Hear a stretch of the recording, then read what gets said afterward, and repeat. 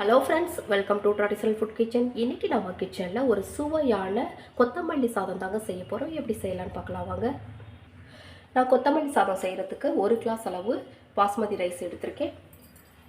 பாருங்க, இப்போ இதை இந்த மிக்சிங் பவுலில் சேர்த்து நல்லா கழுவி எடுத்துகிட்டு வந்துடலாம். ஒரு 4-5 தடவை நல்லா கழுவி எடுத்துகிட்டு வந்துடலாம். இப்போ ஒரு 4-5 தடவை நல்லா கழுவி எடுத்துகிட்டு வந்துட்டேன். இப்போ இதை ஊறுற அளவுக்கு தண்ணி சேர்த்துருக்கேன். இப்போ இது ஒரு அரை மணி நேரம் ஊறிட்டு இருக்கட்டும். அதுக்குள்ளே நம்ம கொத்தமல்லி சாதத்துக்கு தேவையான மசாலாவை அரைச்சிக்கலாம். இப்போ ஒரு மிக்சி ஜார் எடுத்து வச்சுருக்கேன். அதில் 2 பச்சை மிளகாய் சேர்த்துக்கலாம். நம்ம வந்து பச்சை மிளகாய் மட்டும்தான் இதுக்கு காரம், நம்ம மிளகாத்தூள் சேர்க்க போகிறது கிடையாது. அதனால காரத்துக்கு தகுந்த மாதிரி சேர்த்துக்கலாம். நான் 1 கிளாஸ் ரைஸ் அப்படின்றதுனால 2 பச்சை மிளகாய் சேர்த்துருக்கேன். 3 துண்டு இஞ்சி சேர்த்துக்கலாம். 6 பல் பூண்டு சேர்த்துக்கலாம். அடுத்ததான் இந்த அளவுக்கு ஒரு 3 துண்டு மட்டும் நான் தேங்காய் சேர்க்குறேன். இது நல்லா டேஸ்ட்டு கொடுக்கும், அதனால் நான் சேர்த்துக்கிறேன்.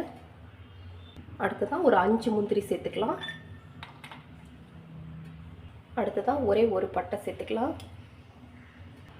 4 கிராம்பு சேர்த்துக்கலாம். அடுத்ததான் ஒரு தக்காளியில் 2 பீஸ் இந்த மாதிரி கட் பண்ணி வச்சுருக்கேங்க.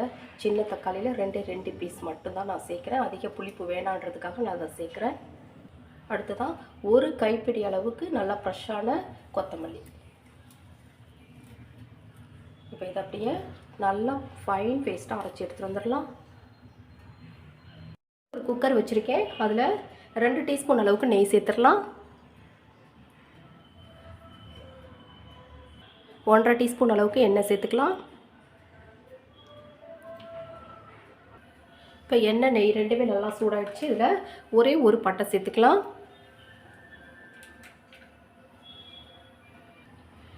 பாதி அன்னாசிப்பூ சேர்த்துக்கலாம். ஒரு ஏலக்காய், 2 கிராம்பு சேர்த்துக்கலாம். 2 பிரியாணி இலை. இப்போ நல்லா பொரிஞ்சிருச்சு. இதில் ஒரு பெரிய வெங்காயம் இந்த மாதிரி நீள நீளமாக கட் பண்ணி வச்சுருக்கேன், அதை சேர்த்துடலாம். இப்போ இதை நல்லா வதக்கி விட்டுறலாம்.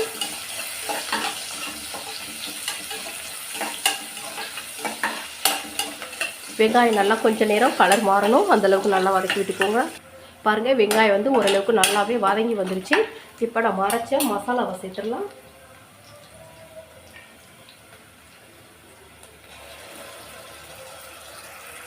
இப்போ இதிலேயே ஒரு 1/4 டீஸ்பூன் அளவுக்கு மஞ்சள் பொடி, கொஞ்சமாக கல்லுப்பு சேர்த்துக்கலாம்.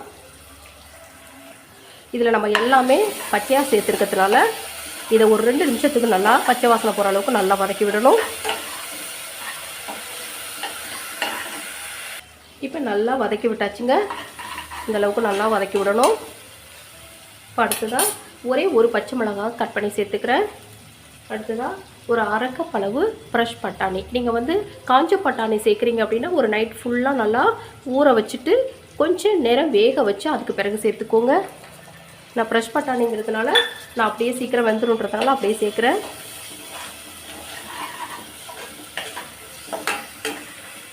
இப்போ நம்ம தண்ணி சேர்த்துடலாம். இது நல்லா வதக்கி விட்டாச்சு. இப்போ நம்ம தண்ணி சேர்த்துடலாங்க. நான் பாஸ்மதி ரைஸ் வந்து 1 கிளாஸ் எடுத்திருக்கேன். அதுக்கு 1/2 கிளாஸ் அளவு தண்ணி வச்சுக்கலாம். 1 கிளாஸுக்கு 1/2 கிளாஸ் அளவு வைக்கணும்.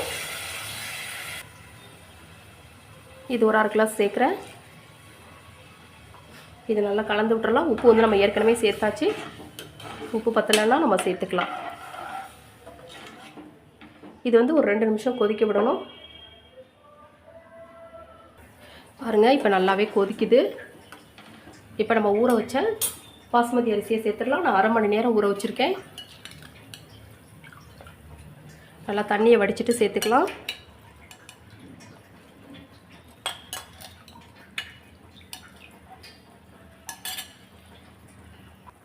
இப்போ இதை நல்லா கலந்து விட்டுறலாம்.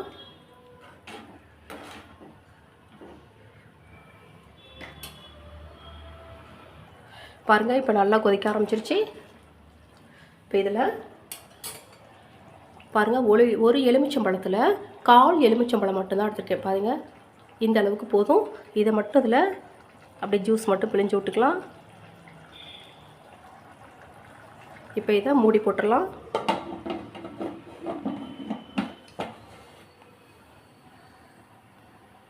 இப்போ இதை ஒரு 2 விசில் மட்டும் நம்ம வச்சு எடுத்துக்கலாம். அப்போ தான் வந்து கொஞ்சம் சாஃப்டாக வேகும். அதனால் நான் 2 விசில் வச்சுருக்கேன். அதுக்கு பிறகு பார்க்கலாம்.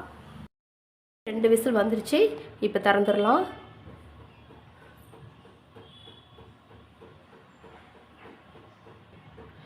பாருங்கள், சூப்பராக ரெடி ஆகிடுச்சு. நல்லா சாஃப்டாகவே வெந்திருக்குது.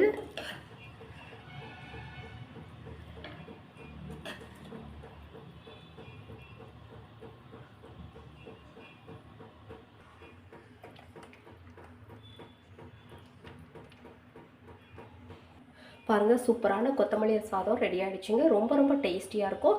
காலையில் வந்து நீங்கள் குழந்தைங்களுக்கு வந்து லஞ்ச் பாக்ஸ் ரெசிபியாக கூட இதை செஞ்சு கொடுக்கலாம். ஈஸியாகவும் செஞ்சிடலாம். டேஸ்ட்டும் ரொம்ப நல்லாயிருக்கும். இந்த மாதிரி ஒரு தடவை ட்ரை பண்ணி பாருங்கள். செஞ்சு பார்த்துட்டு எப்படி இருந்ததுன்னு மறக்காமல் சொல்லுங்கள். நான் செய்த இந்த வீடியோ உங்களுக்கு பிடிச்சிருந்ததுன்னா மறக்காமல் உங்கள் ஃப்ரெண்ட்ஸ், ரிலேட்டிவ்ஸ் எல்லாருக்கும் ரொம்ப ரொம்ப ஷேர் பண்ணுங்கள், லைக் பண்ணுங்கள். நம்ம சேனலை மறக்காமல் சப்ஸ்கிரைப் பண்ணி சப்போர்ட் பண்ணுங்கள் ஃப்ரெண்ட்ஸ். தேங்க்யூ.